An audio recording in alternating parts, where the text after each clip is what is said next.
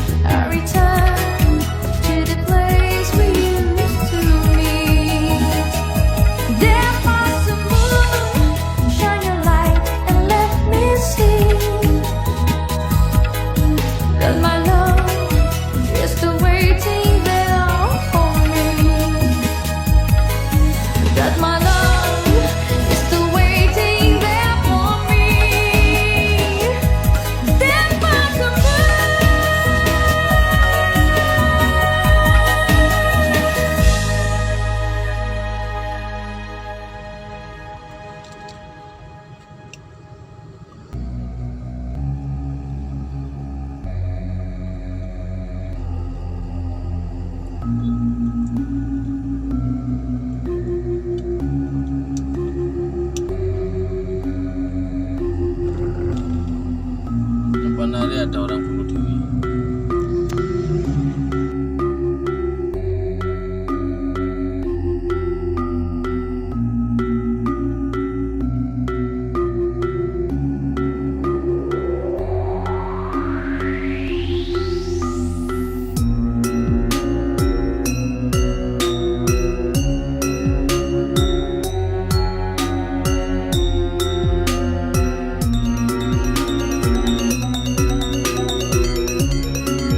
Assalamualaikum warahmatullahi wabarakatuh. Om Swastiastu, Namo Buddhaya, salam kebajikan. Om Santi Santi Om. Sampurasun, Sugeng Rawu, Ken kabari. Apa kabar dulur-dulur baraya? warga negara Indonesia, satu nusa satu bangsa. Tetap semangat di tahun baru 2025 pemirsa. Video ini tayang mungkin bertepatan dengan bulan suci Ramadan yang 1446 Hijriah.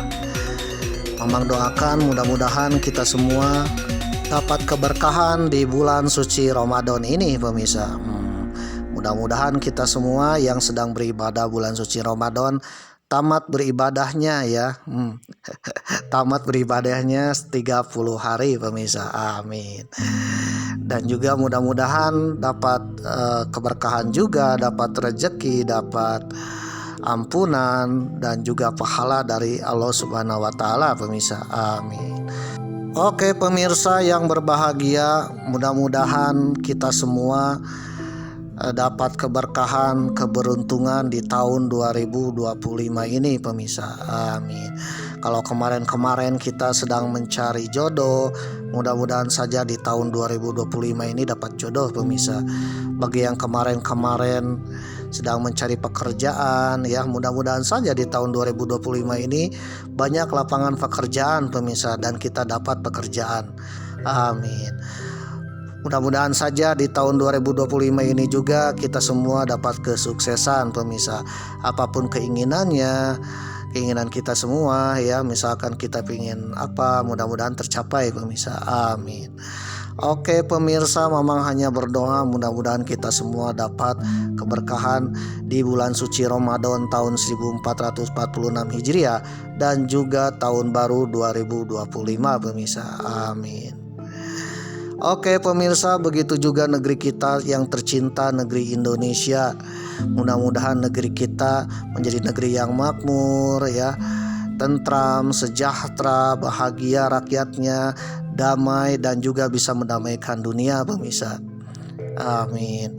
Apalagi Bapak Presiden kita, Presiden Macan Asia ya, mudah-mudahan bisa memajukan negeri kita ke arah menjadi negeri yang superpower, yang bisa mendamaikan dunia dan mensejahterakan rakyatnya pemirsa. Amin. Oke pemirsa, mudah-mudahan juga negeri kita terbebas dari hama ya. Harimau malah ya, oh bukan. Hama di sini adalah ya perusak ya. Kalau di pertanian mungkin hama identik dengan perusak ya, binatang atau sesuatu yang merusak tanaman ya, sehingga sulit untuk tumbuh pemirsa. Begitu juga dalam pembangunan ya, mudah-mudahan tidak ada hama pemirsa, supaya pembangunannya tetap lancar dan pertumbuhan ekonominya tetap tumbuh ya, sampai menjulang ke langit pemirsa. Waduh. Dan juga pembangunannya pesat pemirsa. Salah satu faktor pembangunan yang menghambat pembangunan ya hama pemirsa. Di antaranya adalah yang membakar laut, waduh, yang merubah pertalit jadi pertamak, waduh, yang menggonol 300 triliun, waduh, atau juga yang merugikan orang lain pemirsa. Mudah-mudahan yang merugikan orang lain, merugikan negeri merugikan bangsa kita ya, siapapun yang merugikan itu dianggapnya pengkhianat pemirsa ya, dan itu adalah hama pemirsa. Hama yang merusak. Mudah-mudahan ya kepemimpinan kita periode kali ini bisa memberantas itu semua pemirsa. Amin. Oke pemirsa, Mamang hanya berdoa marilah kita ya jangan sampai jadi hama pemirsa. Di bulan suci Ramadan ini minimal kita tidak mengganggu orang lain saja, itu sudah dianggap bukan hama pemirsa ya. Ya mengganggu orang lain ya macam-macam. Apalagi di bulan suci Ramadan, apalagi yang sedang beribadah puasa mengganggu orang lain, oh itu bukan pahala yang bertambah-tambah, tapi pahala yang berkurang, tapi dosa yang bertambah-tambah pemirsa. Amit-amit pemirsa ya. Oke pemirsa yang berbahagia, marilah kita semangat di bulan suci Ramadan 1446 Hijriah dan juga tahun baru 2025 pemirsa. Mudah-mudahan tahun 2025 menjadi tahun hoki, tahun yang lebih baik daripada tahun-tahun sebelumnya pemirsa. Amin. Ubur-ubur ikan lele ya, Mamang sedang berada di Bali le. Ubur-ubur ikan lele Mamang sedang berkeliling-keliling di Bali le.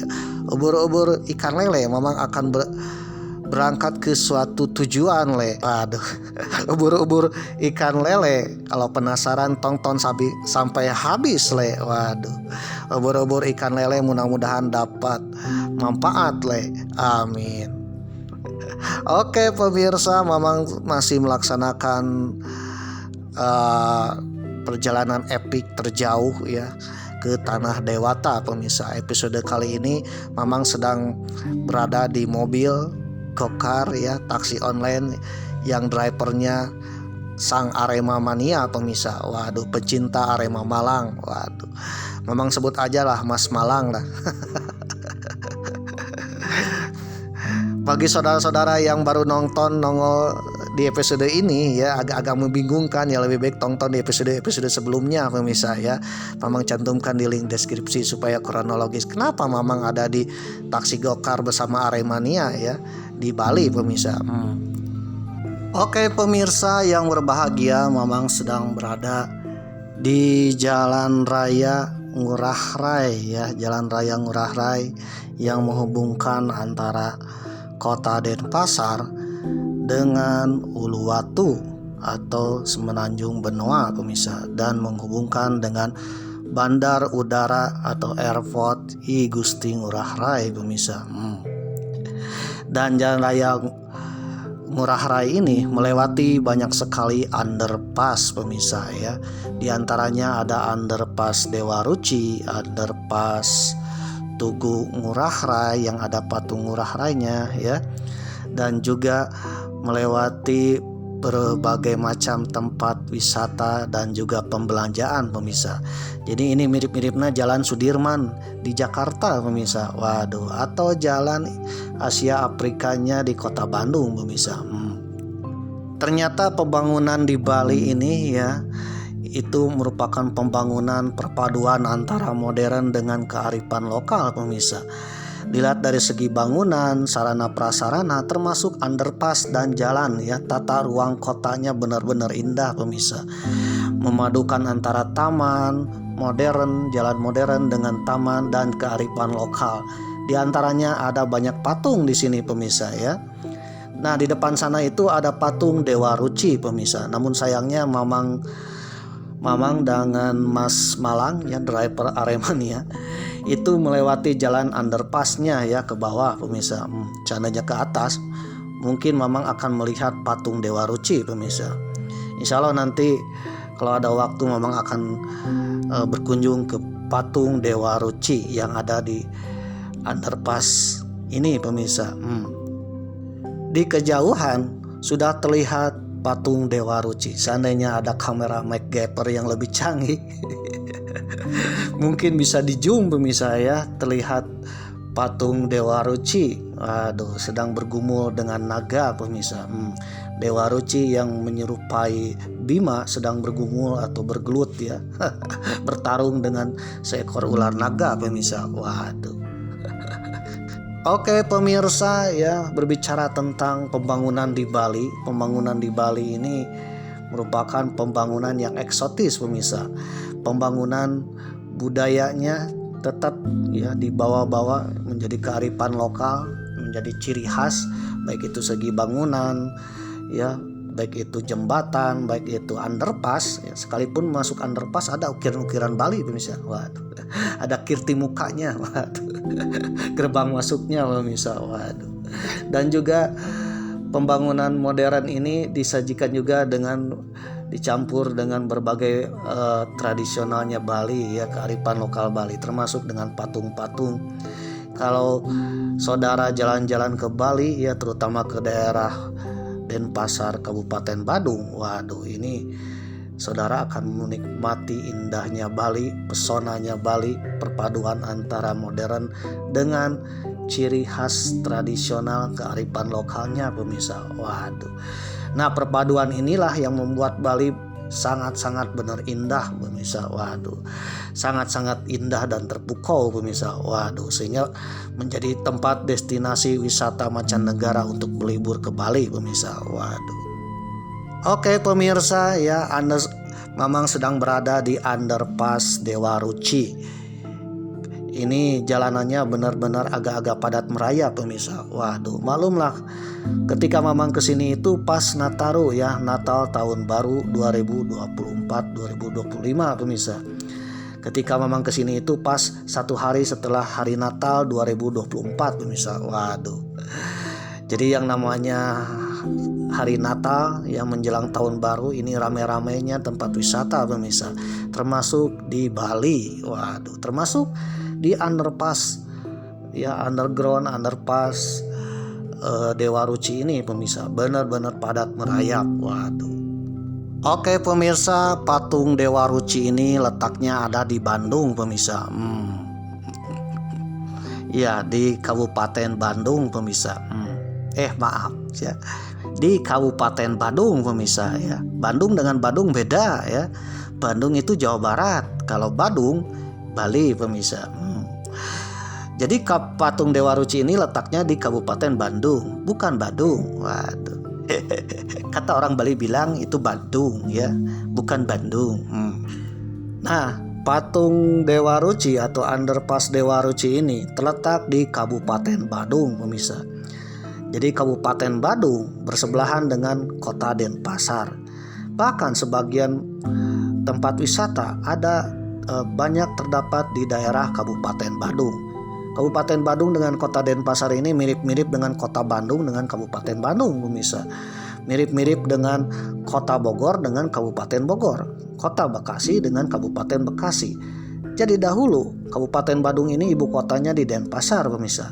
Setelah ada pemekaran dan Denpasar menjadi kota tersendiri, kota administrasi dan otonomi sendiri, maka terpisahlah Kabupaten Badung dengan Denpasar. Jadi ada Kota Denpasar, ada Kabupaten Badung. Dahulu Kota Denpasar adalah ibu kota Kabupaten Badung. Setelah dimekarkan, maka Kota Denpasar dan Kabupaten Badung itu terpisah tersendiri pemirsa. Kabupaten Badung adalah sebuah kabupaten yang terletak di Provinsi Bali, Indonesia. Ibu kota Kabupaten Badung berada di Mangupura, yaitu Kecamatan Mengwi pemirsa. Yang sebelumnya ibu kota Badung berada di Kota Denpasar. Daerah Badung meliputi ya Kuta dan Nusa Dua. Objek wisata yang terkenal di Bali ada di Kabupaten Badung. Nah, kalau saudara melihat peta Kabupaten Badung ini mirip dengan keris pemirsa. Waduh. Ya, Kabupaten Badung ini menjulang dari utara ke selatan ya. Dari Gunung Agung di utara sampai ke Semenanjung Benoa pemirsa di selatan. Waduh, sampai Nusa Dua, sampai Kuta, Pantai Kuta yang terkenal pun itu ada di Kabupaten Badung pemirsa. Juga airportnya ada di Kabupaten Badung. GWK ada di Kabupaten Badung pemirsa. Jadi peta geografisnya Kabupaten Badung itu mirip dengan keris. Maka tak heran kalau di lambangnya Kabupaten Badung ada keris pemirsa. Julukan julukan Kabupaten Badung adalah Gumi Keris. Matonya Curadharma Raksaka yang berasal dari bahasa Sangsakerta yang artinya pemerintah berkewajiban melindungi kebenaran dan rakyat. Kabupaten Badung berdiri tanggal 14 Agustus 1958. Dasar hukumnya adalah Undang-Undang Nomor 69 tahun 1958. Hari jadinya 20 September pemirsa. Ibu kotanya Mangupura. Kabupaten Badung ini berasal dari Kerajaan Badung pemirsa. Bekas Kerajaan Badung dijadikan sebuah kabupaten yang bernama Kabupaten Badung.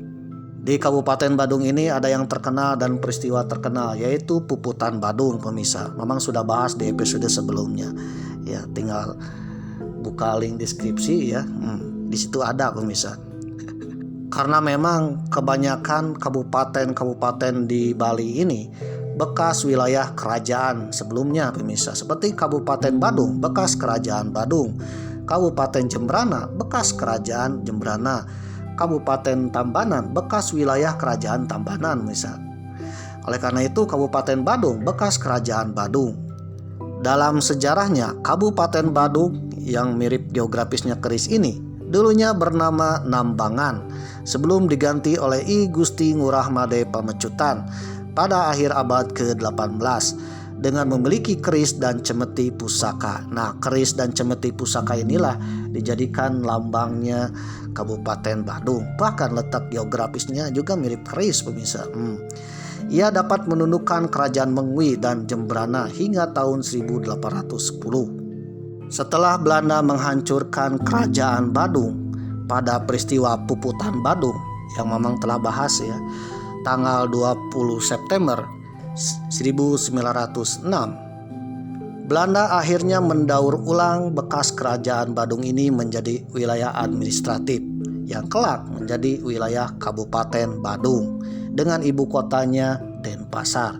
Namun pada tanggal 27 Februari 1993, kota Denpasar memisahkan diri dari Kabupaten Badung sehingga kota Denpasar memiliki otonomi tersendiri ya, kota madya tersendiri, berpisah dengan Kabupaten Badung. Mirip dengan kota Bandung dengan Kabupaten Bandung, pemirsa. Kabupaten Badung terdiri dari 6 kecamatan, 16 kelurahan dan 46 desa. Di antaranya ada Kecamatan Abian Semal, Kecamatan Kute, Kute yang ada pantai-pantainya ya. Lalu Kecamatan Kute Selatan, Kecamatan Kute Utara, Kecamatan Mengwi, dan Kecamatan Petang. Di mana ya wilayah Jimbaran, Legian, Nusa Dua ada di Kabupaten Badung, pemirsa, termasuk Pantai Kutanya. Waduh. Termasuk Garuda Wisnu Kencana, pemirsa. Waduh. Jadi hampir tempat wisata yang terkenal di Bali itu ada di Kabupaten Badung, pemirsa. Tapi meskipun demikian, kita sering mengira bahwa ini adalah wilayah Denpasar. Memang ibu kota Bali itu Denpasar dan ke Denpasar itu sangat dekat. Tetapi ya wilayah-wilayah itu masuk ke Kabupaten Badung, pemirsa. Oke pemirsa, jadi itulah Kabupaten Badung ya. Jangan salah ya, kita mendengar kata Badung ini mirip dengan Bandung, pemirsa. Di Jawa Barat ada Kabupaten Bandung dan Kota Bandung. Di Bali pun ada Kabupaten Badung ya, yang beda antara N dan tidak N ya. Yang cadel sulit nih, waduh. Bahkan teman saya pernah memesan paket dari Bandung. Ternyata paket dari Bandung ke Tasik itu mahal ya, sampai 100.000 pengiriman paketnya. Waduh. Ternyata setelah paketnya sampai, dicek ya, ternyata pesannya itu bukan dari Kota Bandung, pemirsa, tetapi dari Badung, pemirsa. Waduh.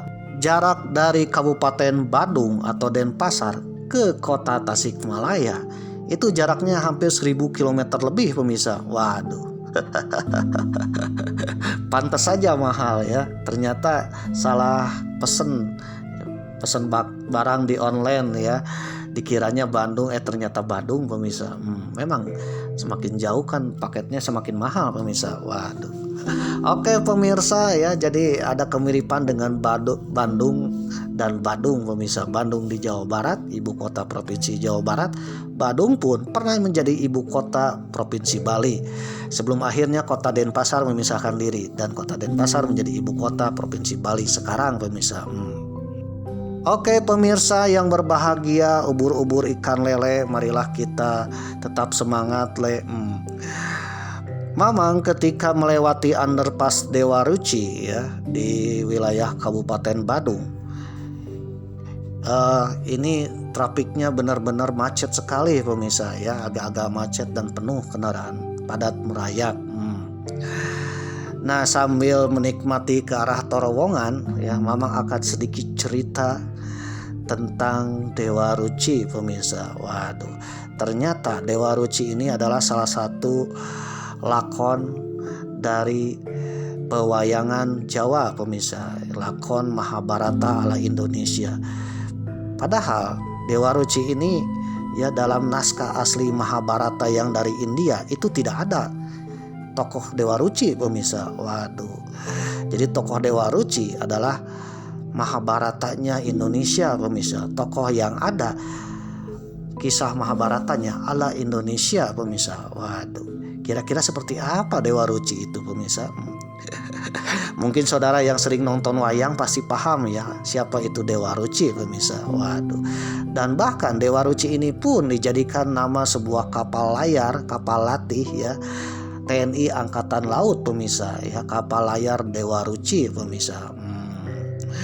Oke pemirsa, memang akan sedikit bahas tentang kisah Dewa Ruci pemirsa. Waduh, bagi saudara-saudara yang penasaran ya, mungkin tidak membosankan, siapa tahu berguna ya, jangan skip pemirsa. Tapi bagi saudara-saudara yang tidak penasaran, membosankan ya skip aja ya. Jangan sampai kuota internet saudara itu habis ya, karena tak tercover BPJS kuota internet saudara itu pemirsa. Jadi pergunakanlah dan manfaatkanlah untuk hal yang berguna. Namun bagi saudara yang nontonnya sampai tamat ya, Mamang doakan mudah-mudahan saudara menjadi orang terkaya, atau minimal anak cucu cicit saudara menjadi orang terkaya dan termakmur di negeri ini, melebihi bos pagar laut pemirsa. Waduh, kekayaannya melebihi korupsi 300 triliun pemirsa. Amin. Memang hanya berdoa mudah-mudahan dikabul pemirsa. Amin. Oke pemirsa yang berbahagia, Dewa Ruci. Mungkin saudara-saudara pernah mendengar kata Dewa Ruci ya. Dewa Ruci dalam cerita pewayangan adalah nama seorang dewa kerdil, dewa yang mini ya, yang dijumpai oleh Bima, atau istilah orang Jawa bilang Werkudara, dalam sebuah perjalanan mencari air kehidupan. Nama Dewa Ruci juga merupakan lakon atau judul pertunjukan wayang tentang dewa tersebut yang berisi ajaran moral dan filsafat hidup orang Jawa. Lakon wayang tersebut merupakan interpolasi bagi Mahabharata, sehingga tidak ditemukan dalam naskah asli Mahabharata dari India. Jadi yang uniknya bahwa kebudayaan kita terutama dalam lakon pewayangan itu diambil dari cerita Ramayana dan Mahabharata.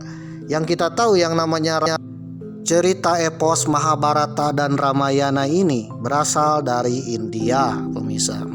Berasal dari tanah India yang masuk ke Indonesia, yang masuk ke kebudayaan Nusantara pemirsa.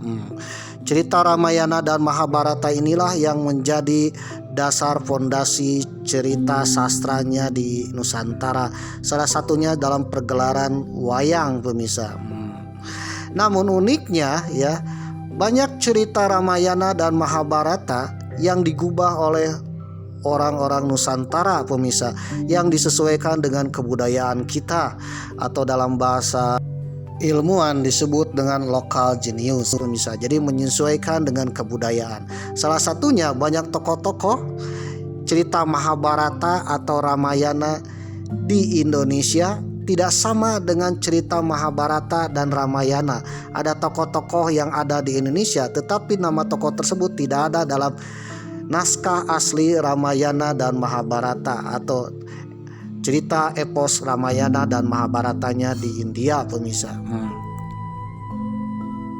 Salah satu tokoh yang ada dalam cerita Mahabharatanya asli Indonesia tetapi tidak ada dalam naskah asli Mahabharatanya India adalah tokoh Dewa Ruci. Waduh.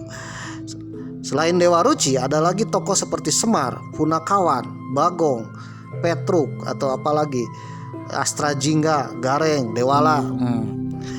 Itu tidak ada pemirsa di cerita Mahabharatanya India, tetapi ada dalam cerita Mahabharatanya yang digubah oleh orang Nusantara asli Indonesia.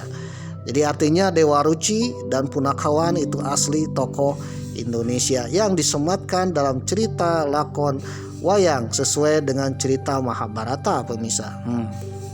Lakon Dewa Ruci berkisah tentang kepatuhan murid kepada guru, kemandirian bertindak, dan perjuangan menemukan jati diri.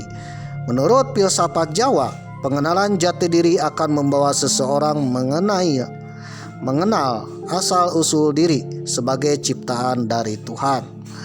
Pengenalan akan Tuhan itu menimbulkan hasrat untuk bertindak selaras dengan kehendak Tuhan, bahkan menyatu dengan Tuhan yang disebut sebagai manunggaling kaula Gusti, bersatunya hamba-hamba Gusti. Perlu diketahui bahwa Dewa Ruci berbeda dengan Sang Hyang Tunggal, karena Dewa Ruci adalah wujud sempurna dari Werkudara, atau dalam bahasa Indonesianya adalah tokohnya Bima. Jadi Bima itu nama lainnya di Indonesia adalah Werkudara, pemirsa. Walaupun bukan bagian asli dari kitab Mahabharata India, cerita ini mengambil tokoh utama dari Mahabharata tersebut, yaitu tokohnya bernama Bima, salah satu kesatria Pandawa yang bertenaga paling kuat. Nah, Bima ini dalam orang Indonesia menyebutnya, atau Mahabharatanya Nusantara atau Jawa menyebutnya Werkudara. Kisah sisipan ini populer dalam masyarakat Jawa dan dipentaskan oleh kebanyakan dalang di Jawa. Kisah Dewa Ruci yang menjadi rujukan para dalang dan para pencerita masa kini merujuk pada tulisan Yasadipura I, ditenggarai sebagai guru dari Pujangga Ranggawarsita, yaitu seorang pujangga dari Keraton Kasunanan Surakarta, pemirsa, atau Solo. Memang tidak bahas ya tentang Ranggawarsita, bapaknya sastra, pujangga terakhir Jawa, pemirsa. Tulisannya menjadi rujukan salah satunya untuk dalang, pemirsa. Waduh.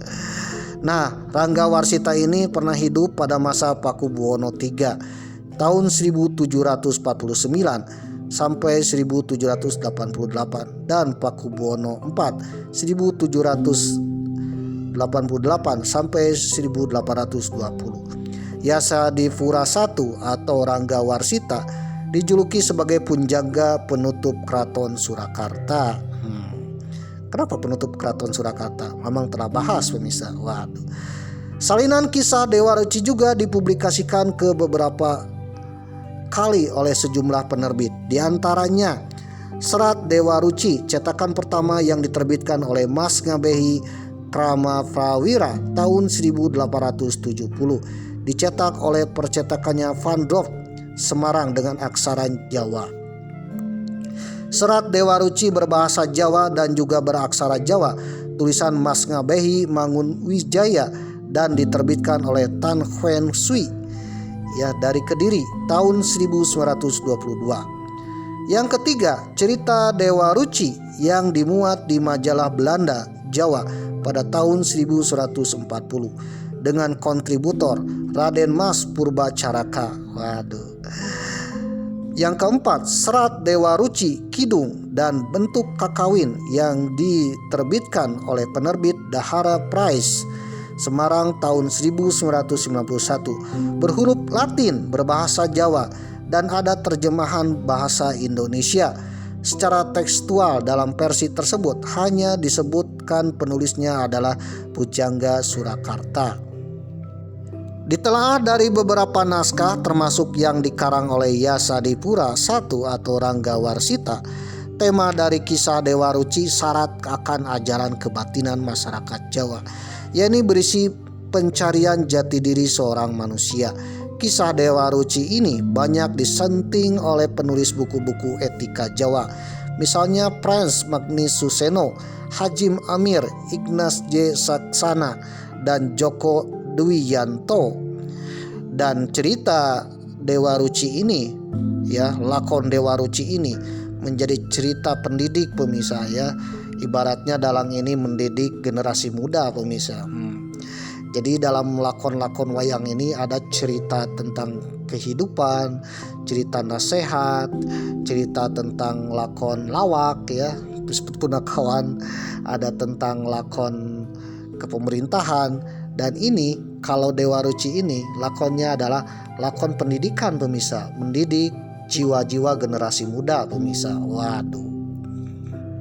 Dikutip dari historia.id dengan judul artikel Wayang Perang Idola di Gelanggang. Perang tanding adegan paling ditunggu dalam pergelaran wayang. Meski kini pergelaran dipersingkat, keseruan dan daya tariknya tetap besar. Ditulis oleh Nur Janti, edisi 9 Desember 2018. Dalam lakon Dewa Ruci dikisahkan bahwa sekesatria perkasa bernama Bima atau dalam orang Indonesia bilang Werkudara ditugaskan oleh gurunya yang bernama Dorna atau juga bisa disebut Durna ya, atau orang Sunda bilang Dorna. Waduh. Untuk mencari air kehidupan atau Tirta Perwita yang dapat membuat Bima menjadi kesempurnaan hidup. Perintah ini sesungguhnya hanyalah siasat untuk melenyapkan Bima supaya tidak ikut serta dalam perang Baratayuda yang sedang dipersiapkan. Waduh, ini sang guru memerintahkan muridnya ya untuk pergi mencari air kehidupan, di mana untuk mencari air kehidupan itu harus bertarung menyawa dan mungkin Bima akan mati pemirsa. Waduh, ini sang guru tersebut ternyata mata-mata pemirsa. Waduh, ternyata ya watak Dorna ini adalah seorang guru bagi Kurawa dan juga bagi Pandawa pemirsa, di mana perang dalam Baratayuda atau Mahabharata, Kurawa dan Pandawa ini bermusuhan pemirsa, meskipun satu negara. Waduh. Perintah ini sesungguhnya hanyalah siasat untuk melenyapkan Bima supaya tidak ikut dalam perang yang sedang dipersiapkan, yaitu perang Baratayuda. Bima pun menjalankan titah sang guru, karena memang Bima ini tunduk pada guru, tapi gurunya ini guru yang bermuka dua pemirsa. Waduh ya. Sebab jika Bima tewas, maka kekuatan Pandawa 5 akan berkurang pemirsa. Waduh. Resi Dorna atau guru Dorna adalah guru Bima atau Werkudara. Sebenarnya enggan menggunakan cara licik seperti ini. Namun karena ia merasa berhutang budi pada Duryudana dan Sengkuni alias grup Kurawa musuhnya Pandawa 5, ia dengan berat hati melakukan hal ini. Akhirnya sang guru Dorna ini ya menyuruh tugas tambahan. Waduh. Study tour lah, outing class ya. Sang Bima ini harus outing class untuk pergi ke suatu tempat ya, di mana tempat tersebut ya guru Dorna memperkirakan Bima ini akan tewas pemirsa. Kebayang ya sang guru Dorna kepada Bima ya pergi outing class atau study tour. PR ya. Bima mendapatkan tugas dari sang gurunya untuk pergi ke Candra di Muka untuk mendapatkan air kehidupan. Dan ini adalah tugas utamanya, tugas studi bandingnya untuk mendapatkan air kehidupan. Bila tugas ini berhasil, maka Bima akan mendapatkan cum laude. Waduh. Sekaligus studi banding alias studi turnya Bima pemirsa. Waduh. Studi banding Bima ini langsung ke tempat yang berbahaya pemirsa. Karena memang dirancangnya supaya Bima ini tak kembali lagi pemirsa, alias tewas. Waduh.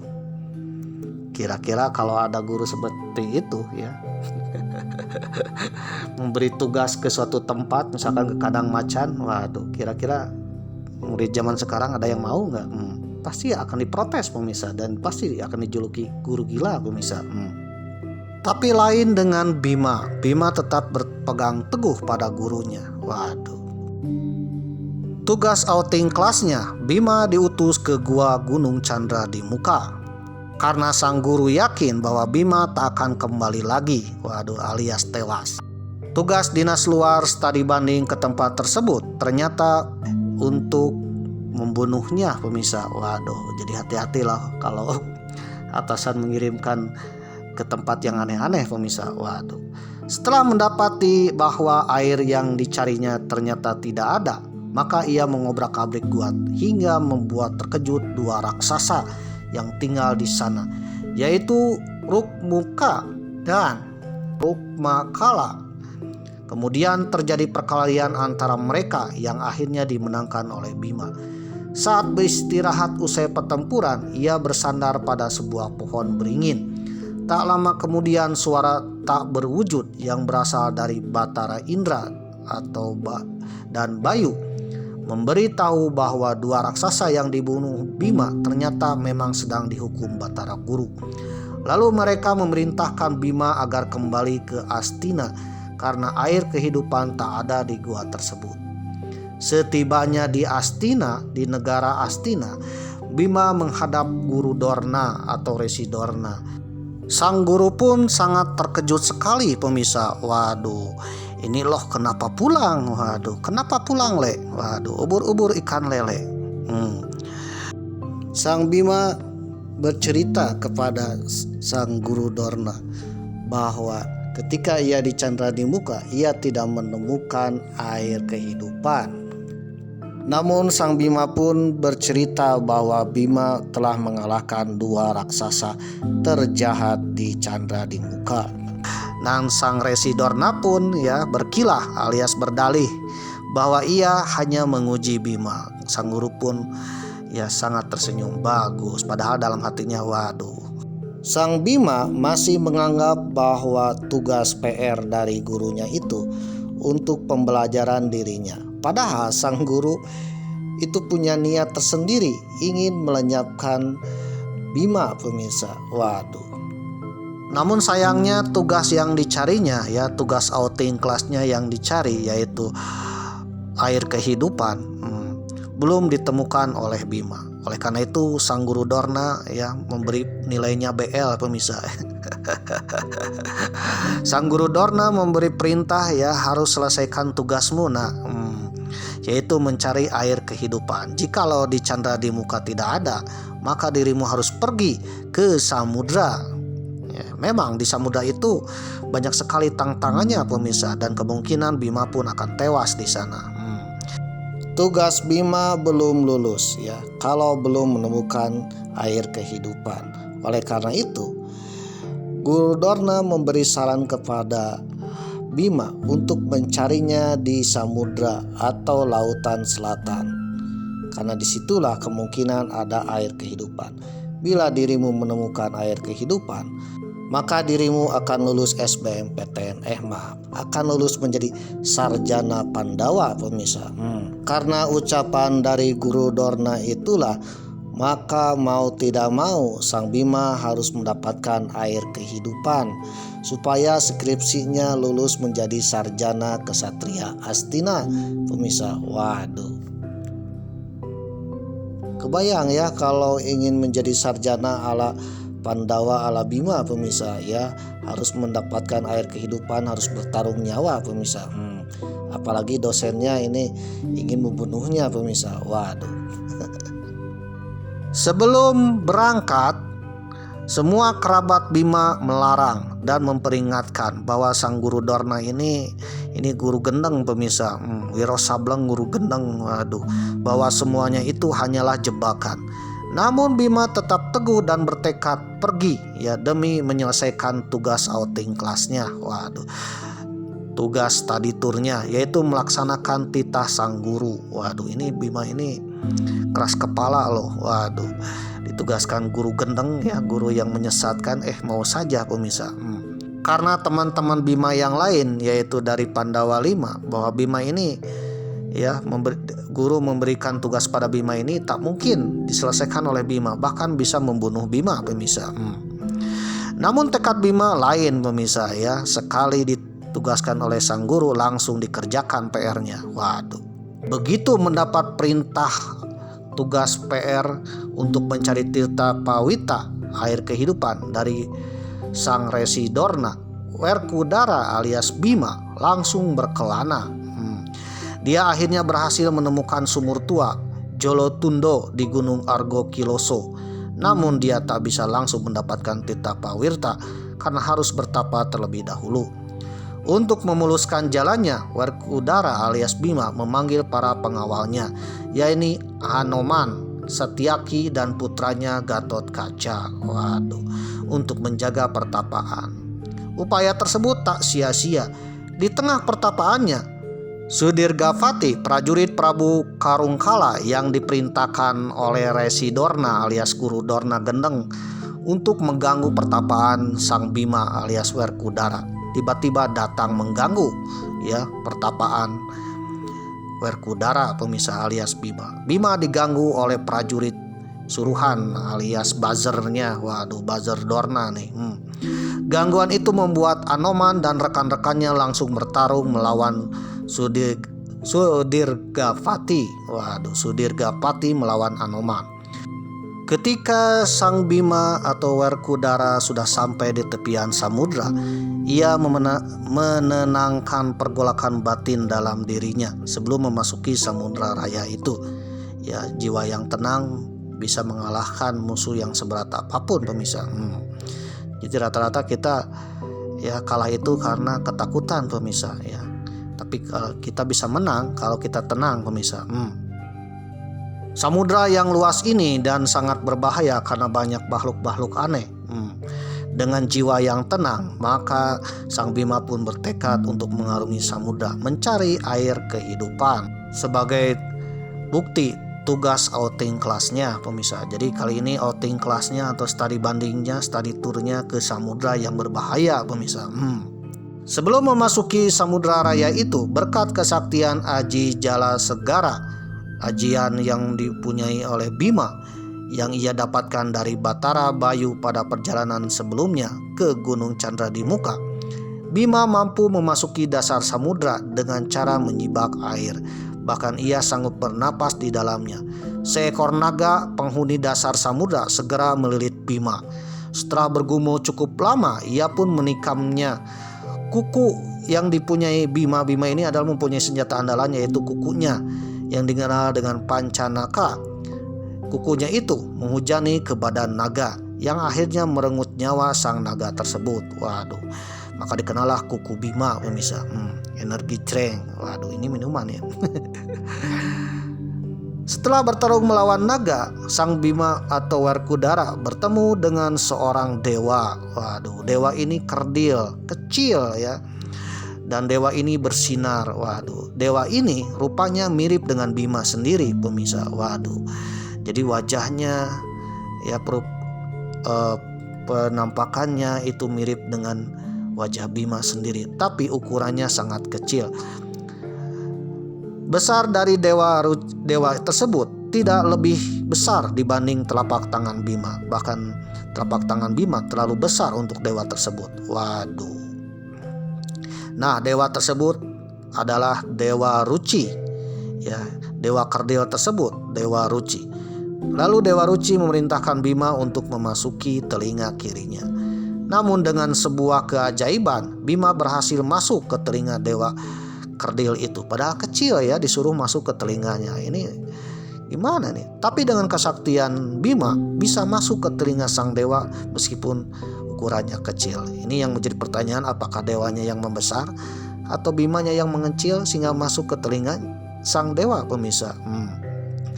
Nah, setelah masuk ke telinga sang dewa, Dewa Ruci, dan di dalam telinga tersebut Bima mendapati benar-benar terpukau. Ternyata Bima mendapati dunia yang maha luas, sangat-sangat luas.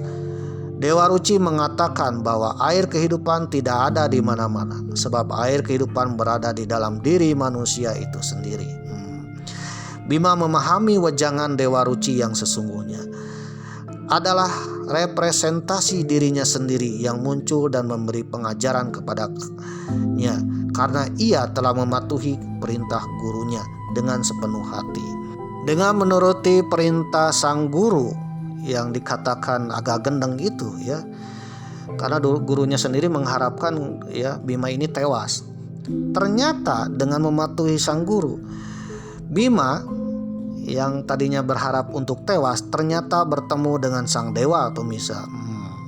Sang dewa yang dikenal dengan Dewa Ruci, dewa kerdil. Ketika masuk ke dalam telinganya dan terpukau melihat luasnya dunia di dalam telinga sang Dewa Ruci ini, ya, lalu Bima pun melihat 4 macam cahaya, pemirsa. Ada 4 macam cahaya yang tampak oleh Bima, yaitu hitam, merah, kuning, dan putih. Menurut sang Dewa Ruci, cahaya itu disebut Pancamaya, ada di dalam hati manusia. Sedangkan yang berwarna merah, hitam, kuning, dan putih itu adalah penghalang hati.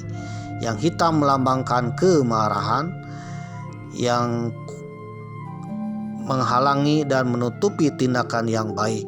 Yang merah menunjukkan nafsu yang baik, segala keinginan keluar dari situ. nutupi hati yang sadar kepada kewaspadaan.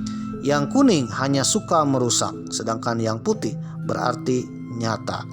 Hati yang tenang, suci, tanpa prasangka, unggul dan kedamaian, sehingga hitam, merah, dan kuning adalah penghalang pikiran dan kehendak yang abadi, persatuan sukma mulia. Secara tidak langsung, Sang Bima diajari oleh Sang Dewa Ruci bagaimana ia mengendalikan hawa nafsu, bagaimana ia mengendalikan amarah dan prasangka yang buruk, pemirsa, menjadi orang yang tidak hama ya. Ya memang kalau orang hama itu hama yang merusak tanaman ya, merusak pembangunan, itu selalu amarah, punya nafsu besar ya, nafsu besar, keluarnya kecil, nafsu besar, suka merusak ya, bahkan berprasangka buruk, pemirsa. Waduh, ingin unggul dari semua orang, waduh, dan pikirannya kotor, pemirsa. Dengan hati yang tenang, hitam, merah, dan kuning yang dilambangkan oleh warna sebagai penghalang pikiran dan kehendak yang abadi, akhirnya sirna, pemirsa. Kemudian Bima melihat cahaya memancar berkilat, berpelangi melengkung. Menurut Dewa Ruci, itu adalah kemampuan manusia untuk berwaspada yang disebut sebagai pramana. Pramana menyatu dengan diri tetapi tidak ikut merasakan gembira dan prihatin. Bertempat tinggal di tubuh, tidak ikut makan dan minum, tidak ikut merasakan sakit dan menderita. Dewa Ruci juga menjelaskan tentang sukma sejati serta persatuan manusia, yaitu antara manusia, kaula pencipta, dan Gusti. Setelah mendengar perkataan Dewa Ruci, perasaan Bima menjadi bahagia.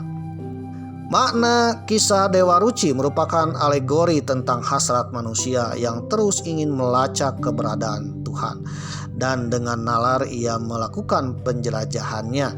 Menurut filsafat Jawa, manusia disebut sebagai jagat cilik atau mikrokosmos, dunia kecil, sedangkan semesta raya disebut makrokosmos atau jagat gede, yang merupakan manifestasi dari Tuhan sendiri. Jagat mikrokosmos sama luasnya dengan jagat makrokosmos.